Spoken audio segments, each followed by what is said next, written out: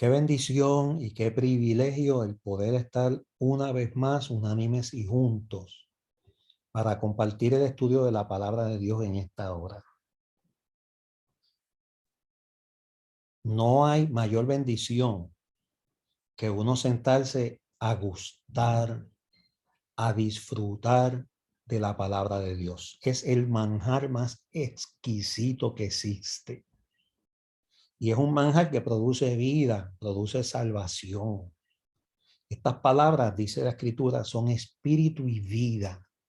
De manera que esto es una hora, una intervención de vida para ti, un oasis de paz y de edificación, donde una vez más el Señor a través de su santa y bendita palabra te va a impartir paz, pero también te va a impartir consuelo y te va a impartir dirección para tu vida en este momento clave que nos ha tocado vivir sobre la faz de la tierra.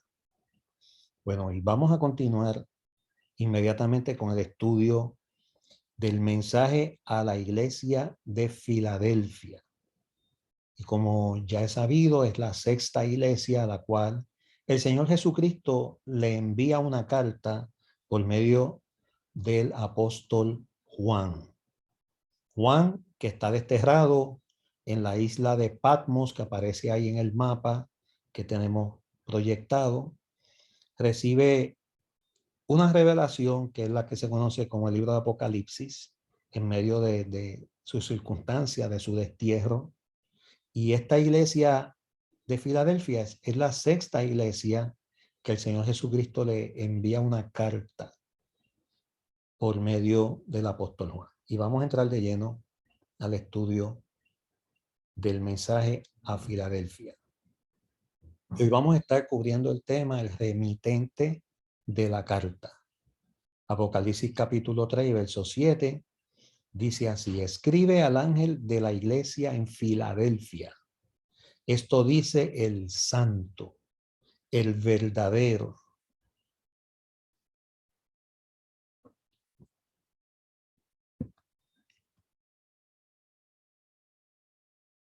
Déjanos aquí un momento.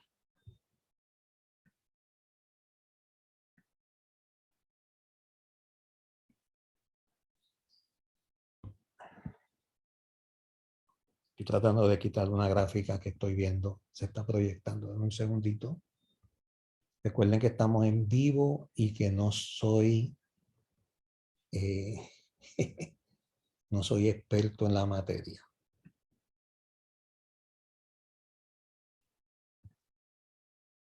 Bueno.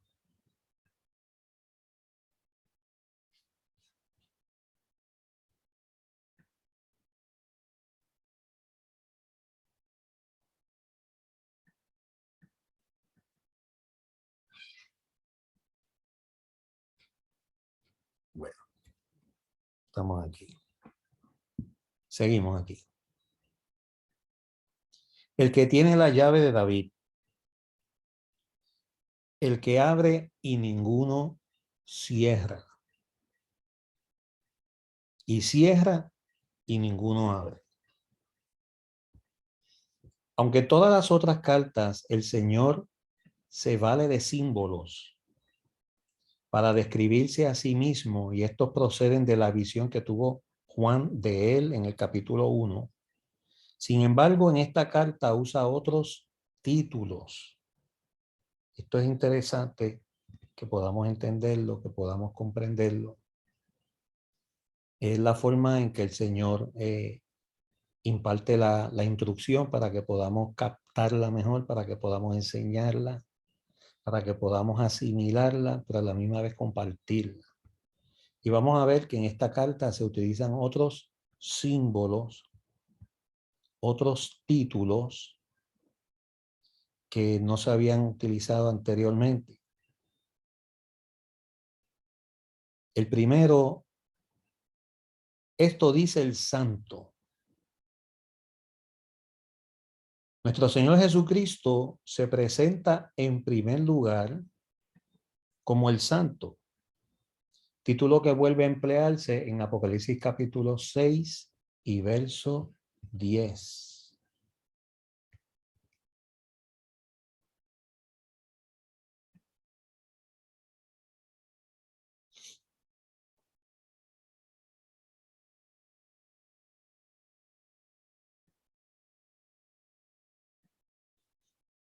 Pero en ese caso aplicado a Dios. En realidad, esta era una de las formas en las que Dios era conocido en el Antiguo Testamento, y tenemos, por ejemplo, al profeta Habacuc en el capítulo 3 y verso 3, refiriéndose a Dios, al Altísimo, como el Santo. Otro ejemplo lo tenemos en el libro del profeta Isaías, donde se refiere a Dios como el Santo de Israel. Y escuchen esto, no menos de 25 veces. No menos de 25 veces.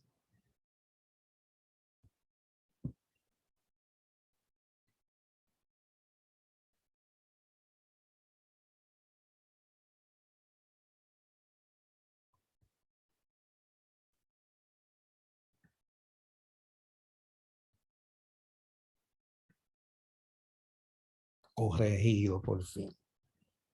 Hablando con ustedes, asimilando cómo puedo quitar esa gráfica que está obstruyendo las letras, y ya, gracias a Dios. Estamos aquí, seguimos aprendiendo. Amén. Isaías capítulo 54 y verso 5 es un ejemplo de lo que acabamos de enseñar.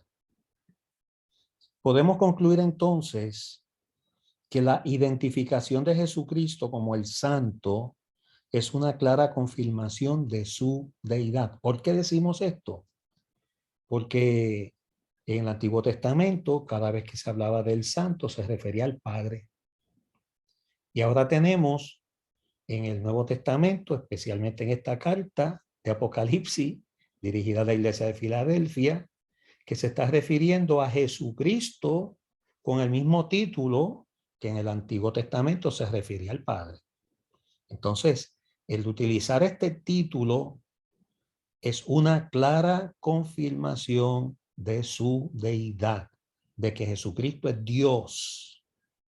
Y es lo que dice Juan en ese capítulo 1, que en el principio era el verbo, y el verbo era con Dios, y el verbo era Dios mismo, refiriéndose a Jesucristo. Bueno, el segundo título que vemos en este verso es el verdadero. El primero fue el santo, y ahora se refiere al segundo título como el verdadero. Este sirve para indicar que Cristo es digno de completa confianza. Él es real y genuino en todo lo que dice, y nunca hallaremos en él hipocresía, ni falsedad, ni mentira, nada de eso, porque nuestro Señor Jesucristo es digno de completa confianza. Qué tremendo y qué importante es que nosotros podamos asimilar esto. ¿Sabe por qué? Porque le atribuimos a Dios cualidades y características de hombres, que es lo que conocemos como características antropomorfas, con forma de hombre, como si él fuera un hombre imperfecto, como nosotros. Y dadas tantas negativas experiencias que yo sé que tú has atravesado, en personas que has depositado tu confianza, y te han fallado en esa confianza, y te han traicionado, y lo que te han pagado tú has hecho bien, y lo que te han pagado es con traición, y lo que te han pagado es con maldad. Y es importante que tú entiendas que no es así con nuestro Dios. No es así con nuestro Dios. Él es real, Él es genuino. Cuando yo le hablo a un nuevo convertido, a un bebé en el Evangelio, a, a uno que acaba de experimentar el nuevo nacimiento, luego de la oración de fe le digo, ¿en qué tú basas tu seguridad de salvación? No es lo que tú sientas, aunque sí sabemos que la salvación se siente. Claro que sí, se puede sentir, pero los sentimientos son engañosos. Puede que en un momento dado tú estés sufriendo desaliento, y tú no sientas posiblemente esa paz, posiblemente esa seguridad en ese momento de peligro que atraviesa, Pero inmediatamente tú tienes que acordarte que nuestro Dios es veraz, nuestro Dios es verdadero, nuestro Dios no es mentiroso ni es hipócrita. Él no es capaz de mentirnos y mucho menos capaz de engañarnos. Entonces, ¿en qué basamos nuestra seguridad y nuestra confianza de salvación? En su promesa, en su palabra, que es fiel y verdadera. Tanto es así que la Escritura dice que el cielo y la misma tierra pasarán, pero sus palabras no pasarán. Su palabra permanecerá para siempre. Entonces no basamos nuestra seguridad y confianza en los sentimientos. ¿Por qué? Porque el Señor dice en su palabra, engañoso es el corazón más que todas las cosas. Es engañoso. Y en ocasiones, ¿verdad? Nos juega una experiencia, unos trucos que tenemos que tener cuidado. Tenemos que tener cuidado y tenemos que estar apercibidos y saber que somos débiles, que podemos en un momento darnos, agotarnos, cansarnos, y no hay nada malo en eso. Lo importante es retomar nuestra confianza en Dios, depositarla en Él, absolutamente en Él. Y si en algún momento nos desenfocamos, volver a enfocarnos en Dios y volver a enfocarnos en el Señor. Mira, yo te voy a preguntarle en este momento, ¿qué culpa tiene Dios de esa persona que te ha traicionado, que ha traicionado un ser querido tuyo? ¿Qué culpa tiene Dios? Si esa persona tomó su propia decisión y ejercitó su libre albedrío, tú le pusiste confianza, tú le depositaste confianza, posiblemente le pusiste en sus manos unas tareas de confianza y la persona te falló. ¿Qué culpa tiene Dios de eso? ¿Por qué siempre acudimos a Dios y lo responsabilizamos por todas las cosas malas que nos ocurren? ¿Será eso justo? Eso no es justo. Eso no es justo. Él no tiene la culpa de nada de lo que nos ocurre. Él no tiene la culpa. En ocasiones son decisiones que nosotros asumimos y tomamos y decisiones que otras personas en las cuales hemos depositado nuestra confianza han asumido y han tomado. Y ante esa realidad, hermano, lo único que nosotros tenemos, genuino y real, es a Dios. Él nunca te va a traicionar. Escúchame bien. Él nunca te va a fallar. Él nunca te va a dejar. Él nunca te va a abandonar. Nunca jamás. Él es Dios. Y nunca hallaremos en él ni hipocresía, ni tampoco hallaremos en él mentira. Él no es un producto de la imaginación humana, ni tampoco falsea de ninguna manera con la verdad. El apóstol Santiago en el capítulo 1 y verso 17 dice así, dice, toda buena dádiva y todo don perfecto proviene de lo alto. Toda buena dádiva y todo don perfecto desciende de lo alto. ¿De quién? Del Padre de las luces, en el cual no hay mudanza, ni hay sombra de variación. ¡Wow! Qué tremendo y qué maravilloso. Qué espectacular esta palabra que estamos considerando en esta hora. Él no se muda, Él no cambia, Él no varía. El apóstol resalta en Hebreos capítulo 3 y verso 8 que Jesucristo es el mismo ayer y es el mismo hoy. Aleluya. No ha cambiado y seguirá siendo el mismo por los siglos de los siglos. Por eso en Él podemos confiar. Por eso en Él podemos descansar.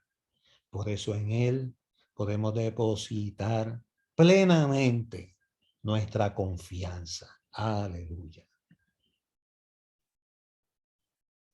Número 2. Ahora se presenta como el que tiene la llave de David. Y refiérase a David, el rey de Israel, el dulce cantor de Israel, el salmista, el que tiene la llave de David, con el cual Dios hizo un pacto que se conoce como el pacto davídico. Dios hizo un pacto con David. Y en ese pacto Dios le prometió a David que su trono sería permanente y eterno. ¿Cómo el Señor va a cumplir ese pacto, esa promesa? Cuando Jesucristo vuelva por segunda vez, se sentará literalmente en el trono de David, en Jerusalén, la ciudad del gran rey, también conocida como la ciudad de David. David, un hombre conforme al corazón de Dios, perfecto no era, cometió errores y cometió horrores. Sin embargo, Dios hace un pacto con él. Gloria a Dios. Y en ese pacto le promete hacer permanente y eterno su trono. Y esto se cumplirá cuando literalmente Jesucristo se siente en el trono de David. ¿Para qué? Para tener su reino, su reinado milenial. Y Jesucristo viene con la iglesia, con los que pertenecemos a la iglesia de Jesucristo. Oye, porque esto se trata de ser fiel en lo poco. Sí, es en lo poco. Vuelvo y te recuerdo que David, aunque era el hombre conforme al corazón de Dios, no era perfecto. Cometió unos disparates horribles en su vida,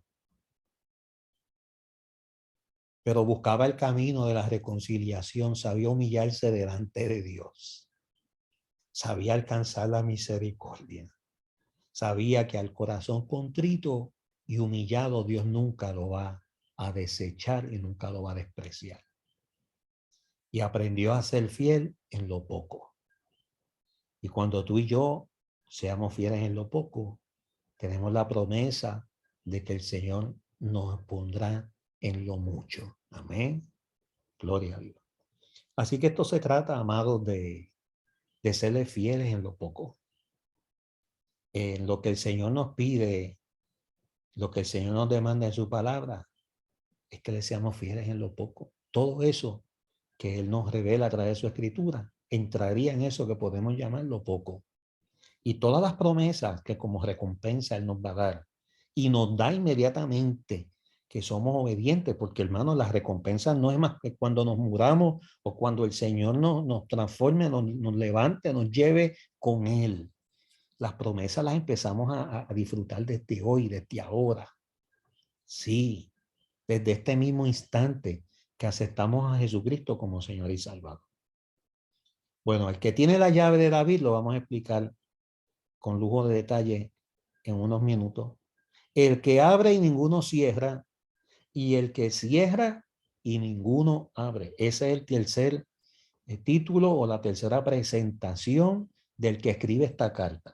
Como en ocasiones anteriores, el Señor se sirve de un personaje del Antiguo Testamento. ¿Para qué? Para expresar el mensaje que desea compartirle a una iglesia en particular. En esta ocasión, la cita proviene del profeta Isaías, capítulo 22 y verso 22, donde dice: y pondré la llave de la casa de David sobre su hombro, y abrirá y nadie cerrará.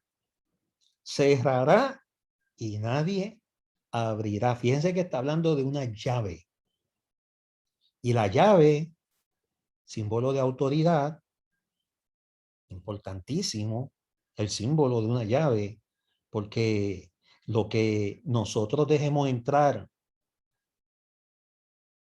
todo es por medio de una llave. Lo que dejemos salir de nuestra vida es por medio de una llave. Y en esa autoridad que representa la llave, nos dice que cuando se utiliza para abrir, nadie puede cerrarla, la puerta. Y cuando se utiliza para cerrar la puerta, nadie puede abrirla.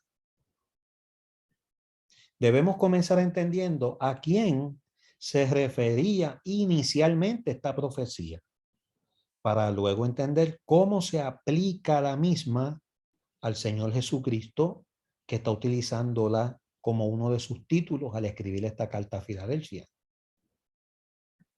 En los días del profeta Isaías, gobernaba el rey Ezequías, quien tenía un cortesano o un mayordomo o un administrador llamado Sebna.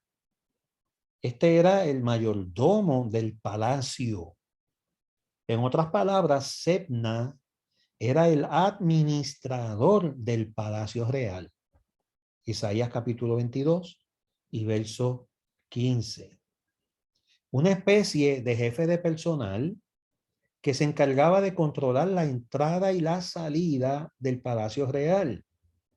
Una posición que representaba la autoridad más elevada en el reino por la confianza que esto conllevaba al confiársele la total administración del palacio real.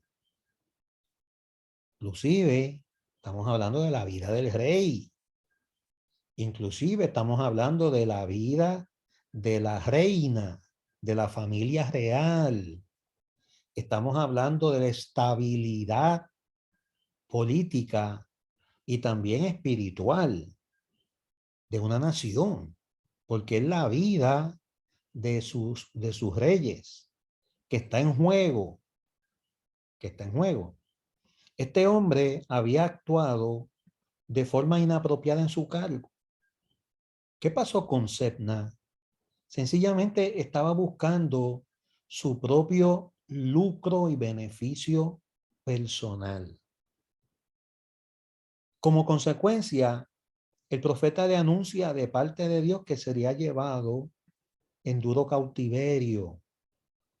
Isaías capítulo 22 y verso 17 está hablando de que sería encarcelado.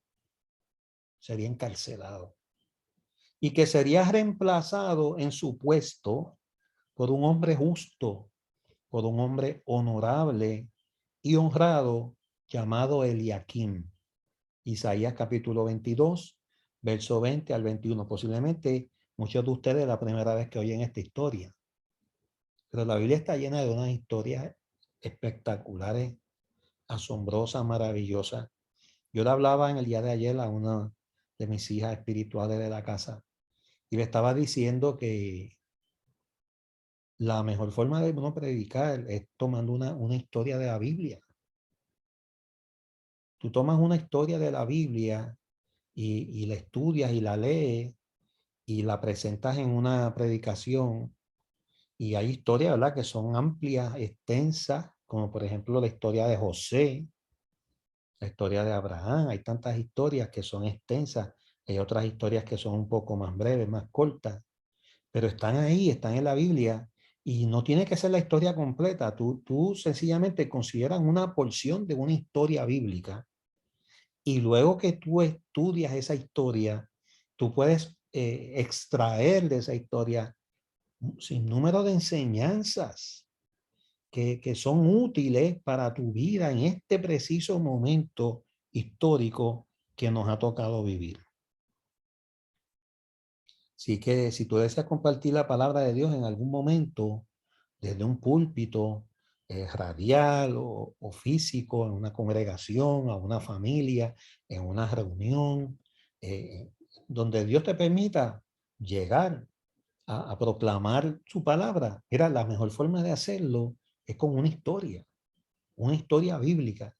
Y luego que tú presentas la historia y los eventos que ocurrieron con las personas implicadas en esa historia, tú puedes extraer las enseñanzas que esa historia tiene para compartirnos a nosotros en este tiempo profético que nos ha tocado vivir.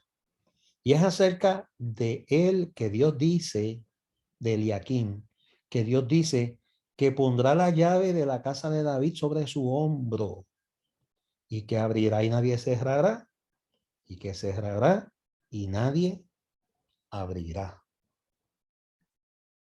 Cuando leemos el pasaje de Isaías, nos damos cuenta de que el pecado de Sebna había sido su autosuficiencia. Oiga, hermano, no hay cosa más terrible que alejarnos. Cuando nos alejamos de Dios, las consecuencias son nefastas. Y eso lo podemos hacer poco a poco. De hecho, nadie se aleja de cantazo, se va alejando poco a poco, se va distanciando. Lo mismo ocurre con la iglesia, personas que se van distanciando y después se le hace sumamente difícil retomar el camino de regreso, lamentablemente.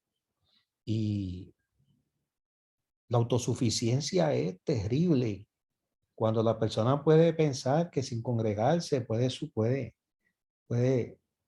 sobrevivir. La palabra dice, no dejando de congregarnos. No dejando de congregarnos. La misma palabra nos amonesta la importancia de que nos congreguemos. Y podemos congregarnos virtualmente y podemos congregarnos presencialmente. Por supuesto, presencialmente no tiene sustituto. O sea, nunca es lo mismo estar en un evento virtual que en un evento presencial, definitivamente.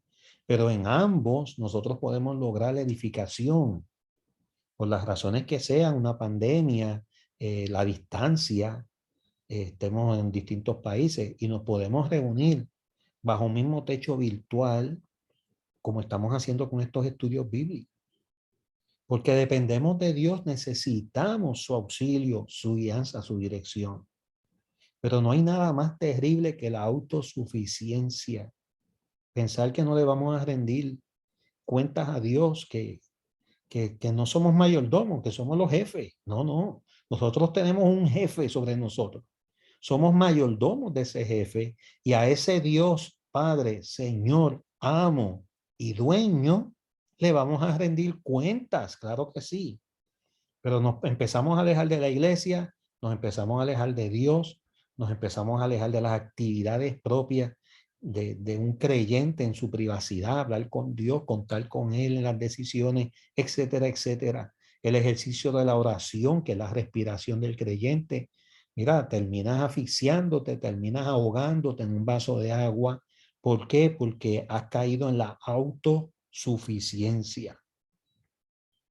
Pero el otro pecado también de Sebna fue la pomposa importancia que se daba a sí mismo. Y esto lo podemos resumir con una palabra: orgullo. Orgullo. Nosotros no debemos, hermano, ni sentirnos inferiores a los demás, pero tampoco superiores. La palabra nos dice que debemos tener un concepto apropiado y saber, hermanos, que somos iguales todos ante la presencia de Dios. Aquí no tiene que ver nada el aspecto económico, ni tiene que ver nada el aspecto educativo, etcétera, etcétera. Todos somos iguales ante los ojos de Dios. Y Sebna tenía otro problema muy grave, y es que era muy orgulloso y se creía superior. Por ejemplo, había esculpido una tumba, oigan esto, increíble, en Isaías 22:16, para él en un lugar alto. ¿Con qué intención? Con la intención de perpetuar su nombre. Él le gustaba recibir honor y pleitesía de las personas a las cuales él servía como administrador del palacio. Caemos en el mismo error del burrito que llevó a Jesucristo en la entrada triunfal a Jerusalén, que pensó que toda aquella pleitesía era para él y desconocía lamentablemente que todo aquel reconocimiento, gloria, honra y honor era para el que iba sobre él, el que estaba sobre él. Wow. También se había hecho de carros, dice el verso 18 de este capítulo 22 de Isaías, para su gloria. Pero ninguna de esas cosas le iban a aportar seguridad ni impedirían que fuera llevado en cautiverio como Dios le sentencia por medio del profeta. Este juicio de Dios vino sobre él porque su comportamiento era inapropiado para un servidor tan importante de la casa real de David. Por eso es llamado por Dios vergüenza de la casa de su Señor. ¡Wow!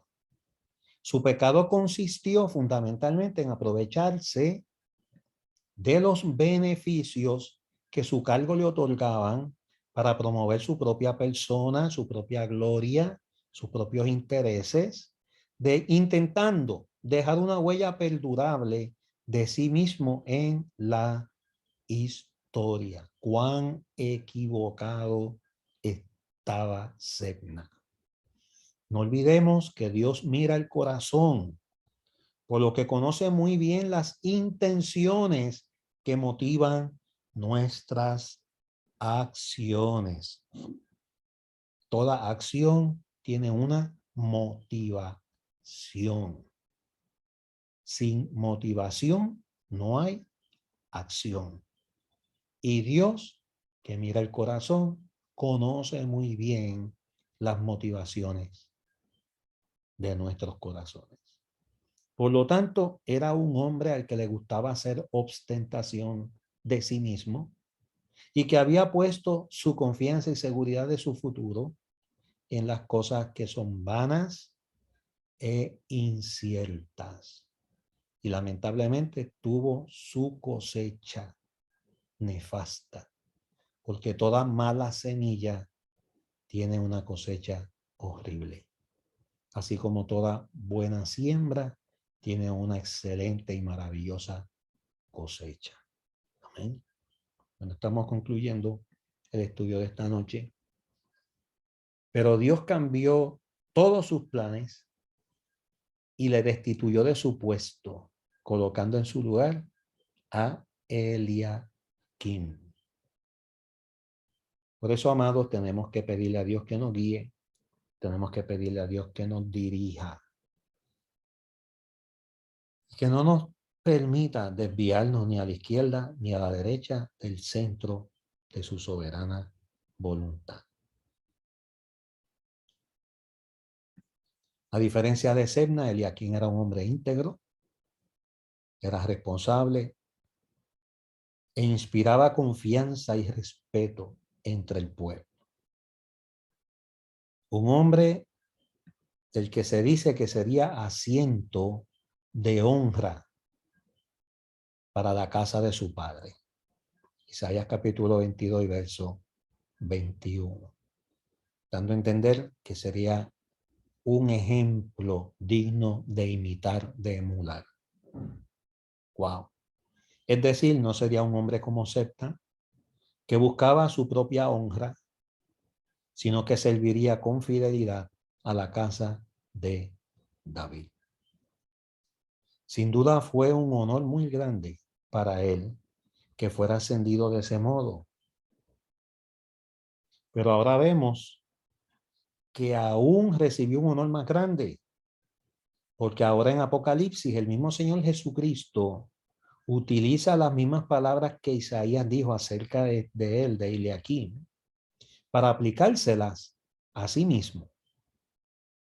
Esto es lógico porque el Señor tampoco estaba buscando su propia gloria como Eliakim, a diferencia de Sebna, sino que el Señor Jesucristo buscaba glorificar única y exclusivamente a su Padre Celestial. Como dice Juan 17:4, Señor, me he cuidado de darte a ti, Padre mío, y solo a ti la gloria. ¡Wow! ¡Qué tremendo! ¡Qué maravillosa esta palabra! Bueno, vamos a continuar a ver si terminamos esta parte. Por eso Cristo es digno de toda autoridad y de toda confianza. Por lo tanto, ahora es el Señor Jesucristo quien tiene la llave de David Y él mismo es el que abre y no cierra. Y cuando cierra, ninguno abre. Amén. Gloria al Señor. Esta llave es sin duda un símbolo de autoridad. Nadie puede interferir en lo que Él decide o en lo que Él hace. ¿Por qué? Porque Él, nuestro Dios, nuestro Señor, tiene la llave de abrir y cerrar. Gloria al Señor. Qué tremendo. Solo Jesús determina quién puede entrar en su casa. Y en las mismas parábolas, Jesucristo en una de ellas habló de las bodas. Y Él va a determinar quién puede entrar a las bodas y quién se queda fuera de las bodas. En varias de estas parábolas. Hay una precisamente que se llama parábola de las bodas. Y hay otra que habla de las vírgenes, que unas eran fatuas y las otras eran prudentes. ¿Y quién determina quién puede entrar a esa boda? Jesucristo. Y aunque aquí no se nos dice específicamente cuáles son las puertas que Él cierra y cuáles son las puertas que Él abre, sin embargo, en Apocalipsis ya 1:18 se nos ha mencionado que Él tiene las llaves de la muerte y que Él tiene las llaves del Hades. Wow. El Hades es el reino de los muertos. Y luego del sacrificio de Cristo y la resurrección, pues este lugar sufre unos cambios a la luz de la revelación bíblica. Pero aquí establece en Apocalipsis 1:18 que Jesucristo tiene la llave. Tiene la llave de la muerte y tiene la llave del Hades. También es importante que recordemos que Jesucristo tiene la llave del reino y Él nos entregó a la iglesia las llaves del reino. Y la palabra dice que aún las puertas del infierno no prevalecerán contra su amada iglesia. Y Él nos ha entregado esa llave de autoridad. Cristo ha abierto el camino a la salvación y nadie podrá cerrarlo. Pero también es Él quien, cuando las personas rechazan su palabra y rechazan su invitación, Él es el que cierra la puerta y nadie podrá abrirla. Fíjese que Apocalipsis 3:20 dice, aquí yo estoy a la puerta y llamo. Si alguno oye mi voz y abre la puerta, entraré y cenaré con él y él conmigo. Pero el que no abre la puerta de su corazón y rechaza, pues lamentablemente se le está cerrando la puerta de la salvación. Y puede llegar el momento en que esa puerta se cierre irremediablemente y ya no haya oportunidad de salvación. ¿Por qué yo digo esto? Porque en relación a esto último, todos recordamos la forma en la que Dios mismo cerró la puerta del arca de Noé. Yo estoy seguro que Noé oía los gritos de las personas que estaban ahogándose fuera del arca pidiendo que abriera la puerta. Pero ¿saben qué, amados? Noé no podía abrir la puerta. Porque dice la Biblia en Génesis 7:16 que el que cerró la puerta fue Dios mismo. La puerta estuvo abierta muchos años. Pero llegó el momento de cerrarla. Oiga, y cuando Dios cierra, nadie puede abrir. Nadie puede abrir. En cualquier caso, en el contexto inmediato de esta carta, y con esto concluyo, vamos a ver a continuación que el Señor usa esta llave para cerrar la puerta de la persecución contra la iglesia de Filadelfia, pero también usa esta llave para abrirle nuevas oportunidades a los creyentes de esta iglesia. Amén. Creo que aquí terminamos y concluimos. De manera que vamos a orar.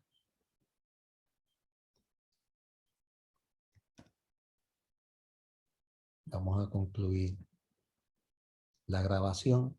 Y a los hermanos y amigos que están en esta grabación, les recordamos que la próxima semana nos busquen nos consigan en nuestro canal de YouTube para recibir palabras de edificación para sus vidas en esta serie maravillosa del mensaje a las 7 iglesias del Apocalipsis. Así que Dios te bendiga, te felicito por este tiempo de estudio, este tiempo de mirarnos en el espejo de la palabra, para que Dios te siga bendiciendo, dirigiendo y prosperando en el camino de tu vida. Dios te bendiga, nos vemos en el próximo estudio bíblico.